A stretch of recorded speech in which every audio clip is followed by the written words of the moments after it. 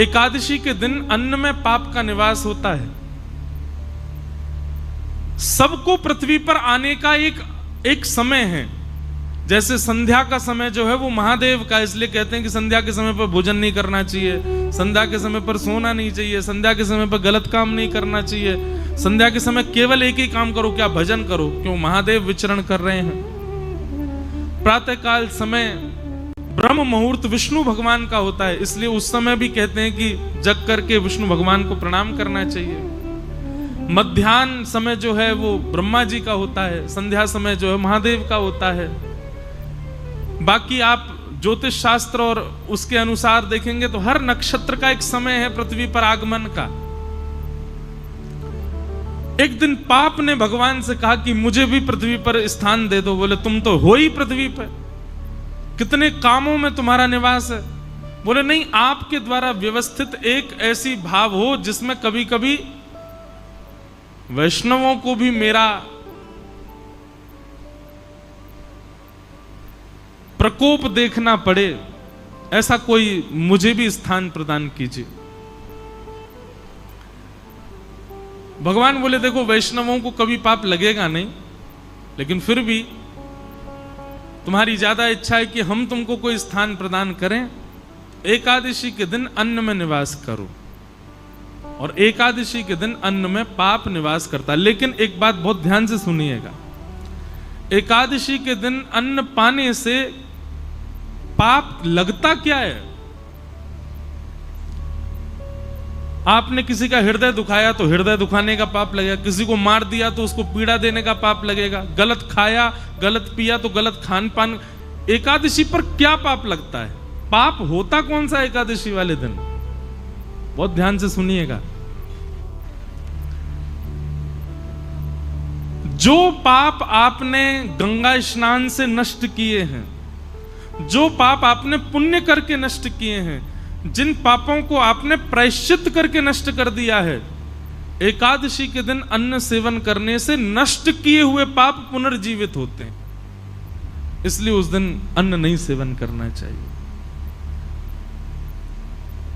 नया नहीं लगेगा, पुराना जो खत्म हुआ है वो दोबारा रिन्यू हो जाएगा एकादशी के दिन अन्न सेवन करने से। तो एकादशी न्यू पाप नहीं लगाती, रिन्यू करती है पुराने पापों को। इसलिए उस दिन अन्न सेवन नहीं करना चाहिए। पर छोटे बालकों को, वृद्धों को, और विशेष रूप से जिनका स्वास्थ्य ठीक नहीं है उनको एकादशी व्रत पर एकादशी के दिन अन्न खाने की छूट होती है।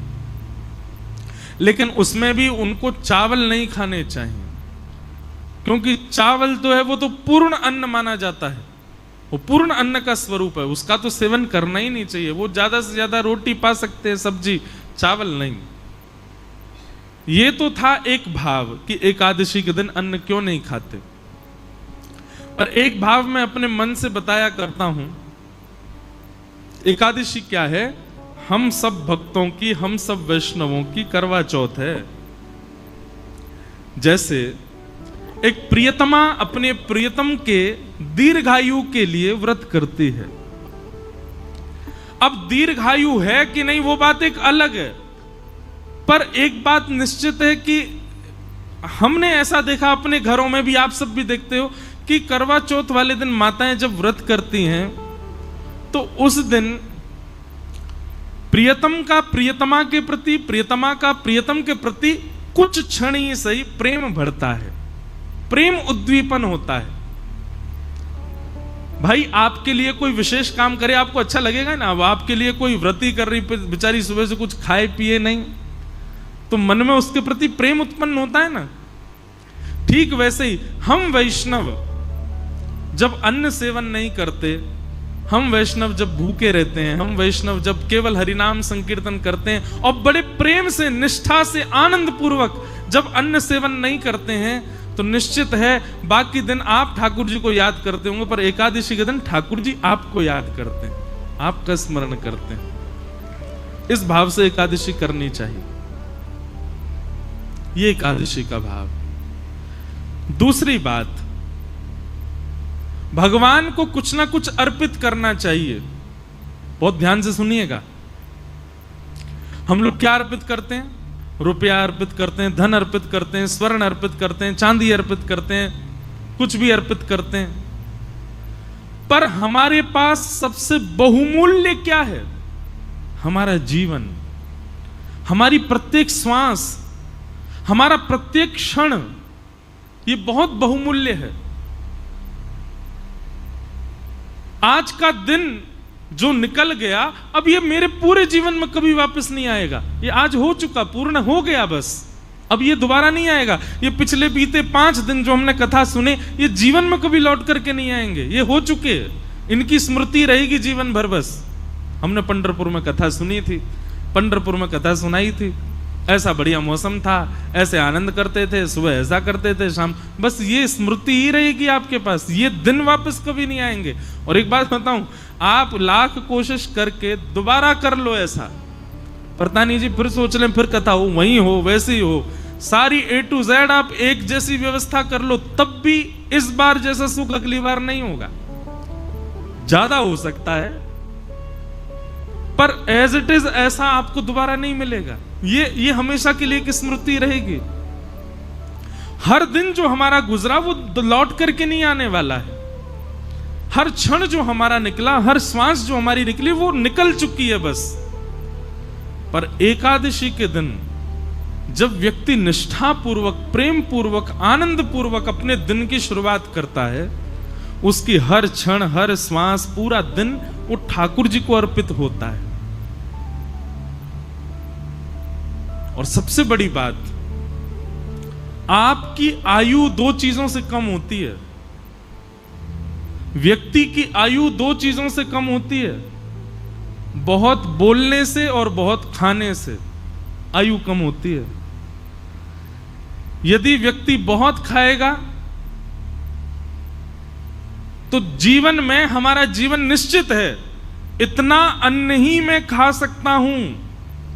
अब उसको भले ही मैं 50 साल में खा करके खत्म कर दूं तो 51 साल देख नहीं पाऊंगा, 50 में ही मुझे जाना पड़ेगा। ठाकुर जी ने सबके लिए एक अन्न निश्चित करके रखा है, उतना ही खाना है हमको।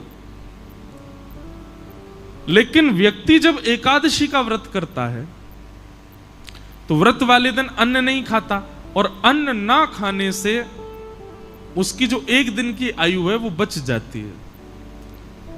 लेकिन वो 1 दिन की आयु एकादशी करने से ऐसा नहीं आपको बाद में मिलेगी, वो 1 दिन की आयु ठाकुर जी के चरणों में अर्पित हो जाती है।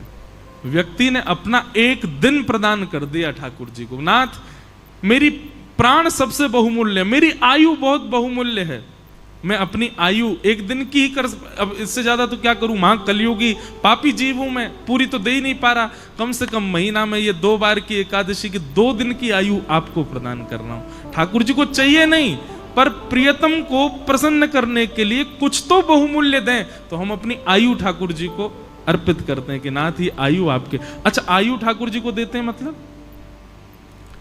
अपना 1 दिन पूरा हम ठाकुर जी को दे चुके हैं। हमारे जीवन में 365 दिन है, हर दिन हम किसी ना किसी को दे रखे हैं। विशेष रूप से किसको दे रखा है? 2 लोगों को, एक तो लक्ष्मी को, दूसरा अन्न को। इन दोनों को हम हर दिन देते हैं, अन्न को भी हर दिन देते हैं, लक्ष्मी को भी हर दिन देते हैं।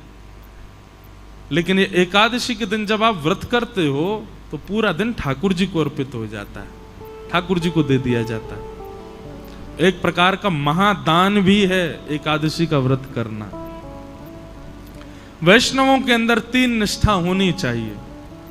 पहली नाम जप निष्ठा, दूसरी एकादशी निष्ठा, और तीसरी तुलसी माला पहनने की निष्ठा, तुलसी निष्ठा। अगर आप 3 निष्ठाओं में निष्पन्न हो तो आप वैष्णव हो। तो इस प्रकार से एकादशी व्रत का महात्म्य और महत्व बतलाया गया। व्यक्ति की सामर्थ्य हो तो उसको निश्चित ही एकादशी करनी चाहिए। और मैं बार बार एक ही बात कह रहा हूं, प्रसन्नता पूर्वक, गौरव करके और बहुत एक्साइटमेंट में एकादशी का व्रत किया करो। कहीं सुबह उठते ही महाराज पता चल गई नाश्ते में क्या बनाया, बोले आज तो बेटा नाश्ता में फल मिलेंगे, क्यों एकादशी, और आपको अरे आज एकादशी है, उसी समय तोड़ देना एकादशी, और तोड़ क्या देना, टूटी गई एकादशी। जैसे ही आपकी निष्ठा विफल हुई एकादशी टूट जाती है। लोग सोचते हैं नमक खाने से, जे खाने से एकादशी टूटती है, नहीं। आप जैसे ही अश्रद्धा रखते हैं, 1% भी अश्रद्धा होती है, उसी समय आपकी एकादशी टूट जाती है, आपका व्रत टूट जाता है। दूसरी बात, व्रत कब टूटता है, अब आप अन्न ना खाने को तो इतनी प्रायोरिटी दे रहे हो, नहीं नहीं नहीं अन्न नहीं खाना है, आज तो एकादशी जे, और वैसे बेचारे किसी का हृदय दुखा रहे हो, किसी को गालियों पे गालियां दिए जा रहे हो, किसी का हक मार रहे हो, किसी के साथ में बुरा कर रहे हो। क्षमा करो, ऐसी एकादशी बिल्कुल मत रखो। एकादशी को भी रहता होगा कि भाई ऐसे व्यक्ति के पास मैं रहूं क्यों जो इतना बुरा करे। मतलब एक दिन तो आप कम से कम, जैसे हॉलीडे होता है ना, छुट्टी होती है, एकादशी के दिन अपने अवगुणों को छुट्टी रखा करो। आज चाहे कोई कुछ कर ले, पत्नी कितना भी चल, मैं क्रोध ही नहीं करूंगा, बच्चे चाहे कुछ भी कर ले, आज क्रोध नहीं करना, आज क्रोध की छुट्टी है। पता चला पूरा परिवार इंतजार कर रहा है एकादशी कब आएगी, उस दिन क्रोध तो करेंगे नहीं। अच्छा देखो कितना अच्छा व्रत। मैं तो कहता हूं कथा में कि एकादशी पर केवल अन्न छोड़ने वाला नियम नहीं, 2-4 नियम और करो। जैसे पूरे दिन मुस्कुराहट रखो मुख पर, चाहे कुछ हो जाए आप प्रसन्न ही रहो। कितना अच्छा, ऐसी एकादशी करो। व्रत है, बोले काय बात का व्रत, तो प्रसन्न रहने का व्रत है। आज प्रसन्न ही रहूंगा मैं। बच्चे बेचारे उधम मचा रहे हैं और आप मुस्कुरा करके देख रहे हो, उसने गिलास तोड़ दिया, आप खुश हो। द्वादशी आने दे बेटा, तुझे देखता हूं मैं, रुक जा, आज कर ले तेरा जो मन है, बहुत बढ़िया, आनंद करो। ऐसा नहीं, एक भाव है, प्रसन्न रहो। एकादशी का मतलब है अवकाश। तो अवकाश केवल अन्न को ही क्यों दिया जा रहा है, उन सब चीजों को दो जिससे आप संसार में एग्जिस्ट करते हो। और मैं तो भाई खुलेआम कहता हूं, आज की डेट में अन्न छोड़ना कोई बड़ी बात नहीं है। बच्चे, आजकल के बच्चे 2-2 बजे तक तो वैसे ही भोजन नहीं करते, आधा एकादशी तो उनकी रोज ही होती है।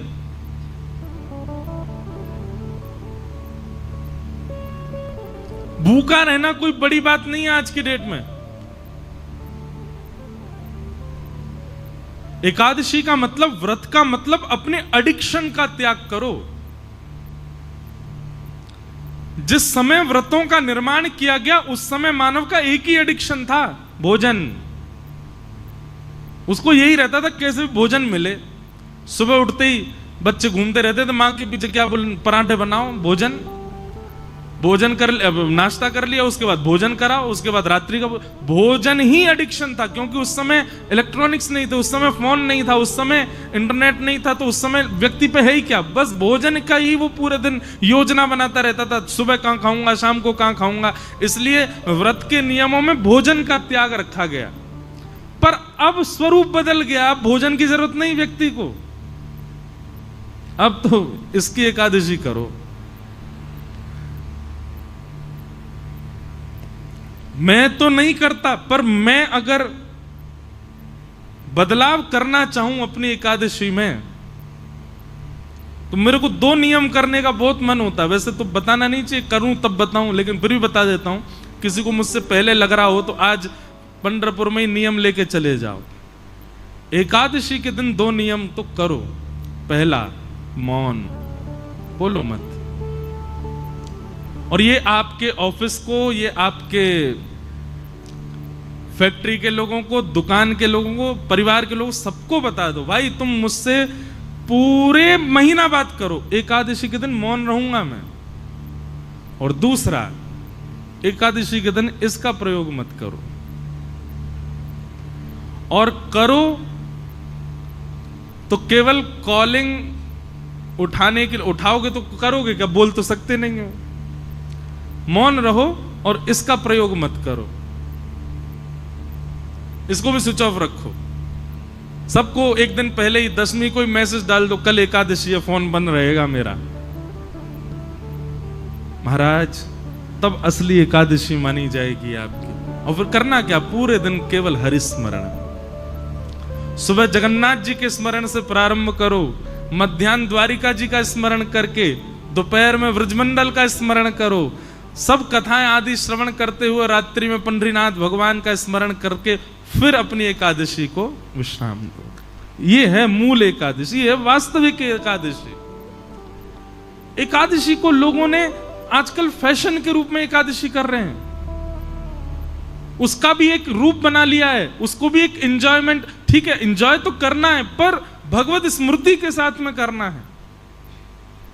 और आज की डेट में क्षमा कीजिएगा, भगवत स्मृति में सबसे बड़ी बाधा है ये, सबसे बड़ी बाधा।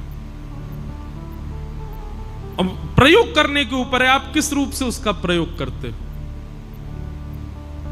तो एकादशी व्रत करो, और व्रत किसका करो, अपने एडिक्शन का व्रत करो, अपने बुरी भावनाओं का व्रत करो, अपनी बुरी आदतों का व्रत करो, उन सब बातों का व्रत करो जिनके बिना आप रह ही नहीं पाते हो, उनका व्रत एकादशी के दिन हो, तब आपकी मूल एकादशी।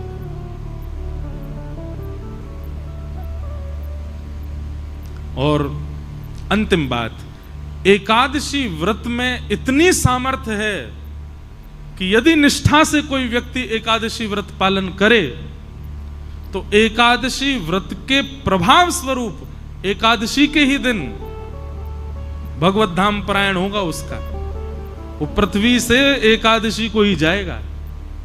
और ये मैंने अपने आंखों से देखा, अनुभव किया है। बड़े बड़े भजनानंदी, बड़े बड़े वैष्णवों की आप तिथियां देखो, वो एकादशी को ही जाते हैं। और एकादशी को जाने का मतलब क्या है, स्वयं शंख चक्र गदा पद्मधारी नारायण ही उनको लेकर के गए हैं, ये इस बात का प्रमाण है। तो एकादशी व्रत में बहुत निष्ठा, एकादशी को सामान्य नहीं। पर अब बात आ जाए, हमने भी अभी शुरू की, पहले मैं भी नहीं रह पाता था, मुझे व्रत नहीं रहा जाता, पर बाद में धीरे धीरे समझ में आने लगी बातें, तो फिर रहना प्रारंभ किया। सौभाग्य करके व्रत रहते हैं।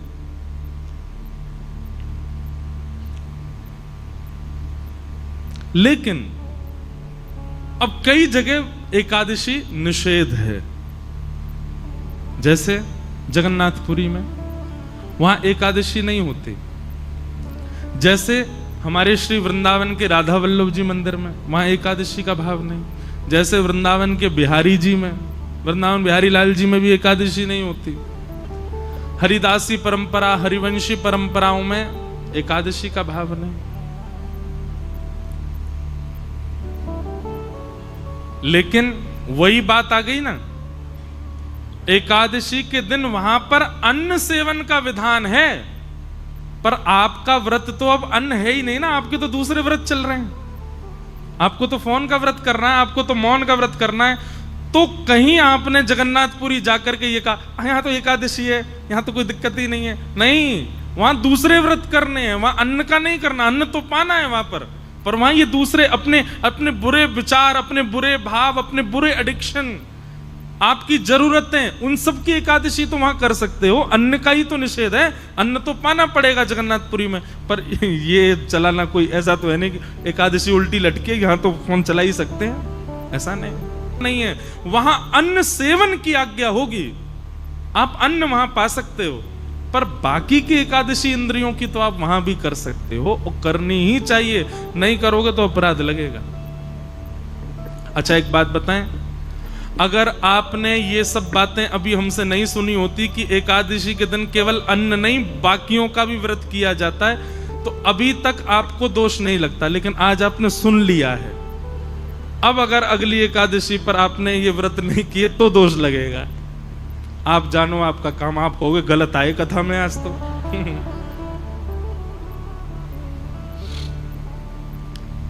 अब सुन लिया है ना आपने, अब तो आपको पालन करना पड़ेगा। फोन ही नहीं, चलो आप कहोगे ऐसा हमारा काम है कि बिना फोन के तो एक दिन नहीं चलेगा। वैसे तो व्रत ऐसा ही होना चाहिए जिससे एक दिन चले ही नहीं पाए, उसी का व्रत करो, वही तो व्रत है फिर। लेकिन फिर भी कुछ न कुछ नियम ऐसे बनाओ। केवल जीव की क्यों होती है एकादशी? ये 10 इंद्रियां हैं, 10 में से चुनिए और हर एक की एकादशी करवाओ। आंखों की भी, कानों की भी, जीव की भी, त्वचा की भी, हाथ की भी, पैर की भी, अपनी गुप्त इंद्रियों की भी एकादशी का। एकादशी ठाकुर जी उस दिन आंख खोल करके देखते हैं ठाकुर जी कौन कौन मुझे याद कर रहा है। इसलिए एकादशी व्रत करो, कंठी माला पहनो, तुलसी व्रत करो और नाम जप करो। ये 3 व्रत धारण करो। एकादशी व्रत ऐसा करते थे नामदेव जी कि अपनी हर एकादशी पर निर्जला करते थे। मैंने कल एक बात कही थी, व्रत कभी भी अपनी मनोकामना की पूर्ति के लिए नहीं करना है। व्रत सदैव प्रसन्नता के लिए करना है। प्रसन्न होके गौरव करके व्रत किया करो कि हाँ प्रसन्नता, एक्साइटमेंट होनी चाहिए कि मेरा व्रत है आज। नाम जप करते समय एक्साइटमेंट होना चाहिए, प्रसन्नता होनी चाहिए। वो पूर्ति नहीं है बस कि मुझे 16 माला पूरी करनी है बस, नहीं। नामदेव जी महाराज एकादशी व्रत करते थे और एकादशी के दिन जल भी नहीं पीते थे। और सुनिए, नामदेव जी का केवल इतना ही नियम नहीं था, नामदेव जी के संपर्क में जो आ जाता था एकादशी के दिन, मजाल क्या कि वो कुछ खा जाए, उसको भी भूखा रखते थे। आज कुछ नहीं खाओगे, आज एकादशी है। और नामदेव जी किसी को यदि पाते देख लेते थे एकादशी पर, पकड़ के ले जाते, चंद्रभागा में स्नान करो, कुल्ला करो। आज एकादशी कुछ नहीं पाना। एकादशी के दिन अन्न में पाप का निवास होता है। कल एकादशी है, लाखों की भीड़ आएगी कल पंढरपुर में, आज ही दर्शन करे आना सब लोग। अच्छा, मेरा पता नहीं क्यों आज बहुत मन हो रहा था कि अंतिम दिन मैं भी लाइन में लग के जाऊं दर्शन करने। वहीं से चंद्रभागा से सुबह लगे हैं लाइन में। वो भी तो एक सुख है ना। ठाकुर जी प्रतीक्षा करते हैं, लेकिन हम प्रतीक्षा वाले मार्ग से ही नहीं गए तो फिर वो क्या आनंद। जाते जाते एक बार जरूर करके जाना, वो लाइन में 4 घंटा खड़े होके फिर दर्शन। वास्तव में सुख तो तभी मिलता होगा जब 4 घंटे की प्रतीक्षा के बाद प्रियतम दिखाई दे। प्रयास ही नहीं किया और दिख गए, वो प्रेम थोड़े। तो श्री नामदेव जी महाराज की निष्ठा ऐसी थी, वो स्वयं तो व्रत करते थे, किसी और को भी खाने पीने नहीं देते थे। पूरे पंढरपुर में महाराज नामदेव जी की एकादशी निष्ठा का खूब वर्णन होता था। एक बात याद रखिएगा, जब भी आप कोई सद निष्ठा धारण करते हो, सद व्रत धारण करते हो, तो आपकी परीक्षा प्रकृति नहीं स्वयं ठाकुर जी लेते हैं। फिर मैं भी तो देखूं इसका नियम कैसा। एक वैष्णव मुझसे बोले, महाराज जी हम तो नियम ही इसलिए रख रहे हैं कि ठाकुर जी तोड़वाएं, कम से कम ठाकुर जी को इस बहाने हमारी याद तो आएगी। आप कहते हो कि परीक्षा ठाकुर जी लेते हैं, तो ठाकुर जी आए। श्री नामदेव जी की एकादशी थी और श्री पंडरीनाथ महाराज, पंडरीनाथ भगवान एक ब्राह्मण विप्र का रूप धारण करके नामदेव जी के घर पहुंच गए। और महाराज ठाकुर जी जैसी एक्टिंग दुनिया में कोई नहीं कर सकता। एक दीनहीन से ब्राह्मण बनकर के पहुंचे और नामदेव जी के द्वार पर जाकर के ऐसे गिरे। नामदेव जी ने जैसे देखा, अरे कोई विप्र ब्राह्मण आया है, दौड़ करके गए, दौड़ करके उठाया। हाथ पांव कांप रहे हैं, ठाकुर जी के वृद्ध सा रूप धारण करके आए हैं। नामदेव जी ने बिठाया, बोले भगवान कहां से आए हैं और ये आपका स्वरूप ऐसा क्यों हो रहा है, क्या दिक्कत क्या हो गई आपको? ठाकुर जी बोले, बहुत दिन से भूखे हैं हम, भोजन प्रसाद कुछ पाया नहीं है। अरे भैया, हमने सुना तुम बहुत बड़े वैष्णव हो, आपके घर पर कुछ बना होगा, हमें पवा दो। नामदेव जी बोले, वो तो ठीक है, पर आज तो एकादशी है, आज कैसे पवा दूं? ब्राह्मण देवता बोले, आपत्ति कालीन मर्यादा नास्ती, आपत्ति काल में मर्यादा नहीं देखी जाती। भाई तुम्हारे सामने किसी के प्राण निकल रहे हैं और उसमें तुम ये देखोगे एकादशी और ये वो है। बोले वो ठीक है, मैं आपको दूध पिला दूंगा, मैं आपको फल खिला दूंगा, लेकिन अन्न तो नहीं खिला सकता। ब्राह्मण देवता बोले इतने दिन का भूखा प्यासा, दूध फल नहीं खाना मुझको रोटी सब्जी दाल चावल खिलाओ। नामदेव जी बोले क्षमा करें भगवान, आज एकादशी है, द्वादशी हो जाने तो फिर पवा दूंगा। ठाकुर जी तो और ज्यादा कांपने लगे और कहने लगे, बोले अगर तुमने मुझे नहीं खिलाया तो मेरे प्राण निकल जाएंगे, मेरे प्राण निकल रहे हैं, अरे देखो देखो मेरे प्राण निकल रहे हैं। नामदेव जी बोले तो फिर अच्छी बात है, एकादशी के दिन प्राण निकलेंगे तो वैकुंठ जाओगे सीधे, लेकिन अन्न तो नहीं खिलाऊंगा। महाराज ठाकुर जी कहने लगे, कैसे व्यक्ति हो तुम, अरे मेरे प्राण निकले जा रहे हैं, आसपास खड़े लोगों से इसको समझाओ मुझे भूख लगी है, मुझे कुछ पवा दे।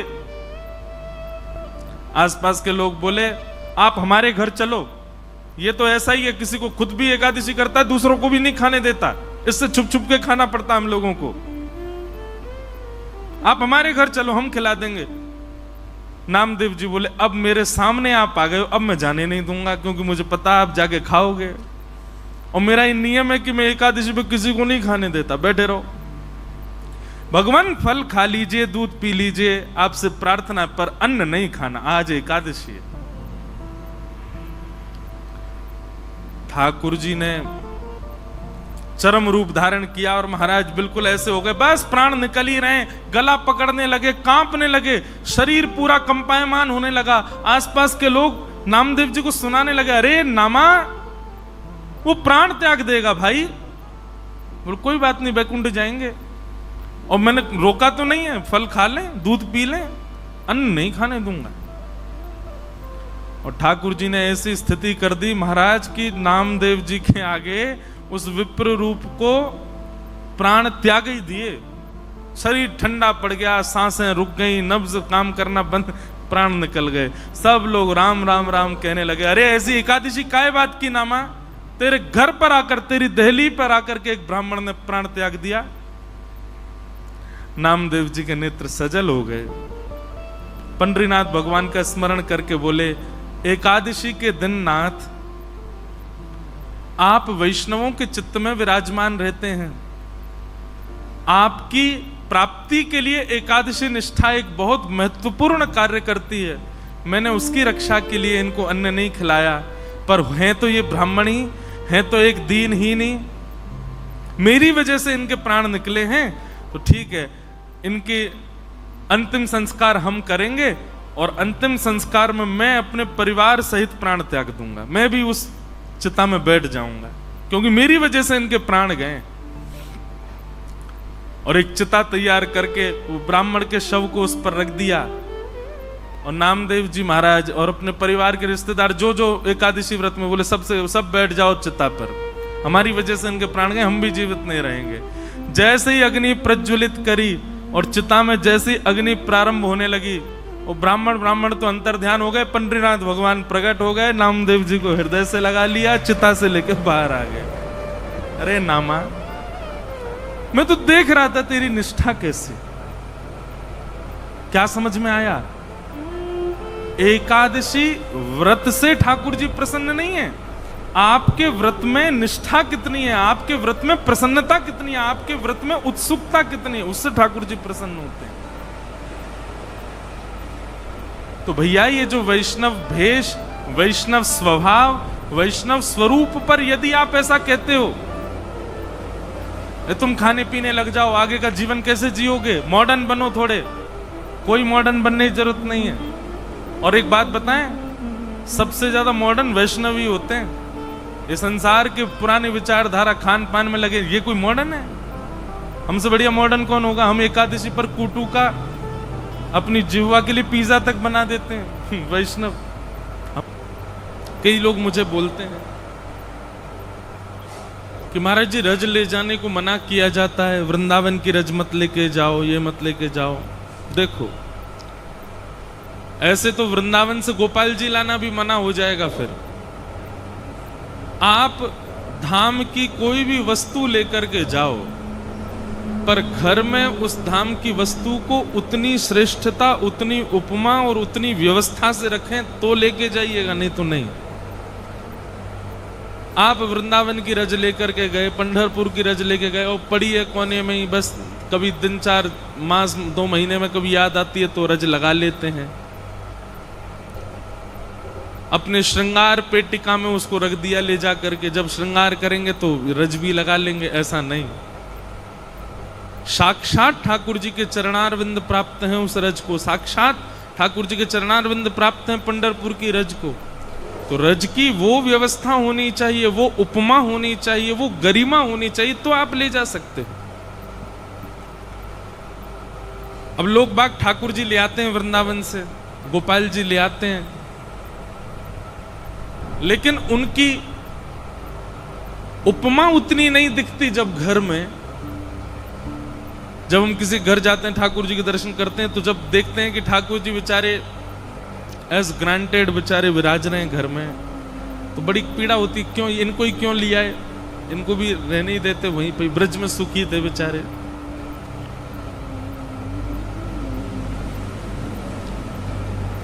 रज लाने को मना है, इसका मतलब वृंदावन की हर वस्तु को ले जाना मना है। कब? जब आप उस भाव में नहीं हो और उस वस्तु को ले जाओ। वो भाव यदि आपके चित्त में है तो आप वृंदावन से वस्तु क्या ले जाओगे, वृंदावन आपके साथ चल देगा, वृंदावन स्वयं चला आएगा आपके साथ में।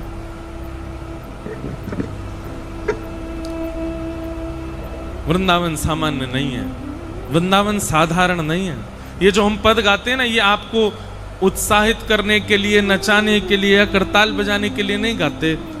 श्यामा हृदय कमल सो प्रगटो, श्याम हृदय को भाए, इसके पीछे तर्क है, इसके पीछे भाव है। किशोरी जी ने ठाकुर जी से वचन मांगा है, यदि हमको पृथ्वी पर आपको लेके जाना है लीला के लिए, तो 3 स्थान साथ लेके जाने पड़ेंगे गोलोक धाम से। यत्र वृंदावनम नास्ति यत्र नो यमुना नदी, यत्र गोवर्धनम नास्ति तत्र नो रमते मनः। किशोरी जी कह रही हैं, हे श्याम सुंदर, आप लीला में हमको लेकर के जाना चाहते हो, तो उसके लिए आपको गोलोक धाम से 3 भाव लेके जाने पड़ेंगे साथ में, वृंदावन, यमुना जी और श्री गोवर्धन। यदि ये 3 आपके साथ नहीं चल सकते तो क्षमा करें, आप अकेले लीला करके आओ, हम भी नहीं जाएंगे आपके साथ। तब गोलोक धाम से इन तीनों को लाया गया। और तो गोलोक धाम में ये कहां से आए? गोलोक धाम में वृंदावन कहां से आया? किशोरी जी ने स्वयं बनाया वृंदावन को, किशोरी जी ने स्वयं निर्माण किया है वृंदावन का। और वृंदावन का निर्माण, एक एक कण वृंदावन का किशोरी जी ने अपने हाथों से रखा है। तो श्यामा हृदय कमल सो प्रगटो, किशोरी जी के हृदय से प्रकट हुआ, इसलिए श्याम हृदय को भाए, ठाकुर जी को भा गया, ठाकुर जी को भा गया। अच्छा, एक बात मन में आ रही है,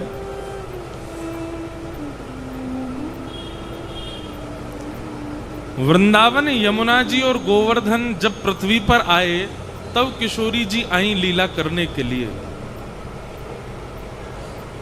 श्री नामदेव जी, तुकाराम जी, जनाबाई और हमारे ज्ञानेश्वर मौली आदियों के गाथा और इनके जो अभंग हैं, उनकी माने तो वो ऐसा वर्णन कर रहे हैं कि ठाकुर जी ने वृंदावन को यहां प्रकट किया। तो द्वारिका लीला के बाद निश्चित ही द्वारिकाधीश को किशोरी जी का स्मरण हुआ होगा। तो किशोरी जी के स्मरण के लिए पंढरपुर वे आए पुंडलीक पर कृपा करने, और पुंडलीक पर कृपा करके जब किशोरी जी का स्मरण हुआ होगा, तो ठाकुर जी ने पुनः वृंदावन यहां स्थापित किया। पंढरपुर को वृंदावन बनाया, चंद्रभागा जी को यमुना बनाया, गोपालपुर को गोवर्धन बनाया। और ये 3 ही शर्त हैं किशोरी जी के आगमन की। तो इन तीनों शर्तों से तो पंढरपुर में भी हमारी किशोरी जी का आगमन हुआ होगा। किशोरी जी आई होंगी, विराजी होंगी, विराज तो रही है मंदिर में। अच्छा, एक बात बोलूं, श्री विट्ठल भगवान जहां विराज रहे हैं उनके पीछे रुक्मणी जी, सत्यभामा और श्री राधिका जी, ऐसा वहां लिखा है। लेकिन एक चीज देखी, कोई मैं ऐसा नहीं सोचना कि हाँ कोई वृंदावन वाले हैं तो किशोरी जी का यश ज्यादा गा रहे हैं, और सोचो भी तो हाँ गा रहे हैं, हम तो गाएंगे, वृंदावन वाले हैं।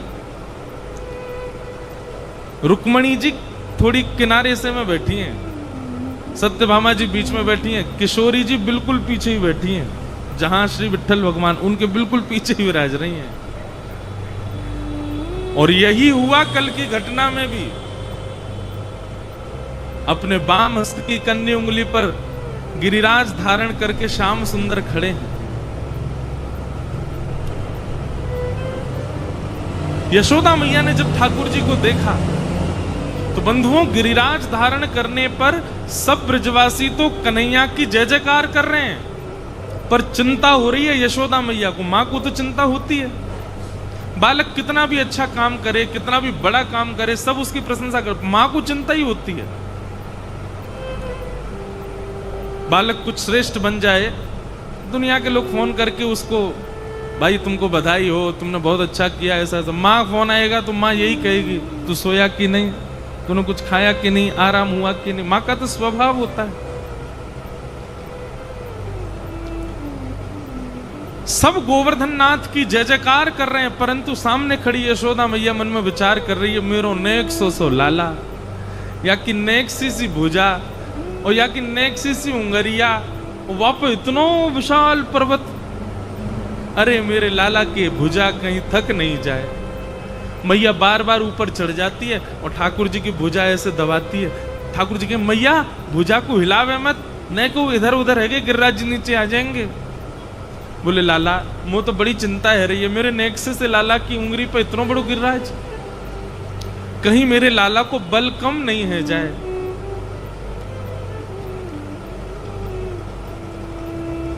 यशोदा मैया बड़ी चिंतित बैठी है उस समय। तब एक दाई ने आकर के यशोदा मैया से कही, मैया तुम चिंता क्यों कर रही हो? तुम्हारे लाला को जब नामकरण संस्कार भयो तो गर्गाचार्य जी महाराज ने एक बात कही, कहा कि मैया तुम्हारो लाला नारायण समो गुणई, नारायण के समान गुणवारो है, और ठीक आपके लाला की जैसी जन्मपत्री है वैसी जन्मपत्री हमारी बरसाने की श्री वृषभानुनंदिनी की है। ये दोनों ही नारायण के समान गुणवारे हैं। और मैया तब गर्गाचार्य जी ने आपसे एक बात कही चलते चलते कि मैया तुम्हारो लाला कभी कुछ श्रेष्ठ क्रिया करे, कोई श्रेष्ठ लीला करे, और आपको यदि भय लगे तो वृषभानुनंदिनी किशोरी जी को याके सामने लाके खड़ो कर दियो, आपके लाला को बल कम नहीं होएगा। यशोदा मैया बोली, हाँ बोली तो हती। मैया वो देर काय बात की, जल्दी चलें, वृषभानु जी ते जाके कहें वो अपनी लाली दे देंगे, हम लाला के सामने विराजमान कर देंगे, तो जब तक वर्षा होगी लाला यूं ही खड़ो रहेगा, किशोरी जी सामने बैठी रहेंगी, तो लाला को बल बनो रहेगा। बहुत ध्यान से सुनिएगा। अब वृषभानु जी कहीं और थोड़े ही थे, वहीं गिरिराज उत्सव में 84 कोस ब्रजमंडल के ब्रजवासी आए थे, सब थे वहां पे, सब खड़े हैं पर्वत के नीचे। 21 किलोमीटर की चौड़ाई है, कईयों को तो ठाकुर जी दिखाई भी नहीं दे रहे, बस सबको ये पता है गिरिराज जी धारण कर लिए, लाला दिख कोई ना रहो, इतनी भीड़ है। यशोदा मैया दौड़ रही हैं, ढूंढ रही हैं, अरे वृषभानु जी को देखो, अरे बरसाने के हमारे श्री वृषभानु जी को कोई ने देखो। ढूंढती ढूंढती मैया पहुंची, वृषभानु जी मिले। मैया ने कही, बाबा आपकी लाली कहाँ है, आपकी लाली राधिका रानी कहाँ है? वृषभानु जी के नेत्र सजल है गए। बोले मैया 3 दिन आते मैं भी खोज रहा हूं, मिल ही ना रही है, कहाँ चली गई है?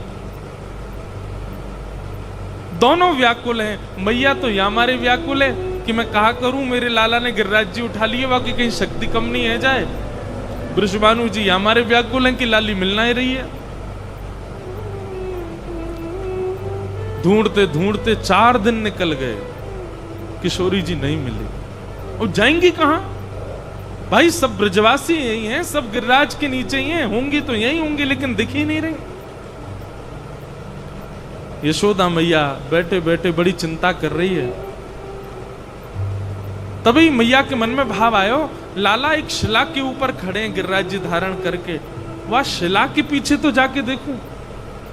और जैसे यशोदा मैया ने वह शिला के पीछे जाकर के देखी, तो वह शिला के पीछे सुख आसन में अपनो मेरुदंड सीधा करके, मेरुदंड सीधा मतलब बिल्कुल सीधी कमर करके सुख आसन में, और एक अपलक नेत्रों से किशोरी जी गिरिराज जी को देख रही हैं। अपलक नेत्र माने पलक नहीं झपक रही हैं, बस एक टक गिरिराज जी को देख रही हैं। और किशोरी जी के नेत्रों से निकलने वाले वेग पर ही श्री गिरिराज जी टिके हुए हैं आकाश में। समझ में आई बात? नहीं आई? ये 4 दिन आते लाला तो केवल नाटक कर रहा हूं, उंगली लगा खड़ो है। वास्तव में गिरिराज जी तो हमारी श्यामाजू ने उठाए, गिरिराज जी तो हमारी किशोरी जी ने उठा रखे हैं। किशोरी जी के बल पर ठाकुर जी ने गिरिराज जी उठाए। और वही दर्शन पंढरपुर में होता है। पंडरीनाथ भगवान खड़े हैं और ठीक पंडरीनाथ भगवान के पीछे हमारी किशोरी जी खड़ी। मानो ये बल दिखता ठाकुर जी का है, पर वास्तव में बल हमारी किशोरी जी का है, बल हमारी श्यामा जी का है। किशोरी जी का भाव मैं सब जगह बोल नहीं पाता मतलब निकलता ही नहीं है, सब जगह नहीं आता, क्योंकि सब जगह अनधिकारी ज्यादा हैं। किशोरी जी के भाव को और कोई समझ नहीं पाता। पर पता नहीं आज एकादशी है और रास पंचाध्यायी है कथा में, तो अचानक ही ऐसा भाव आ रहा है कि श्री किशोरी जी कृपा कर रही हैं। और फिर वो मैं रोज किशोरी ठाकुर जी के दर्शन को जाता हूँ, कथा के बाद ठाकुर जी को देख लेता हूँ, रुक्मणी जी को देख लेता हूँ, सत्यभामा, जैसे ही किशोरी जी को देखता हूँ तो मेरे अपने आप हाथ से चले जाते। मैंने बताओ आप भी ऐसी खड़ी हो यहाँ पे? किशोरी जी भी ऐसी खड़ी है, श्री राधा रानी भी ऐसी खड़ी है।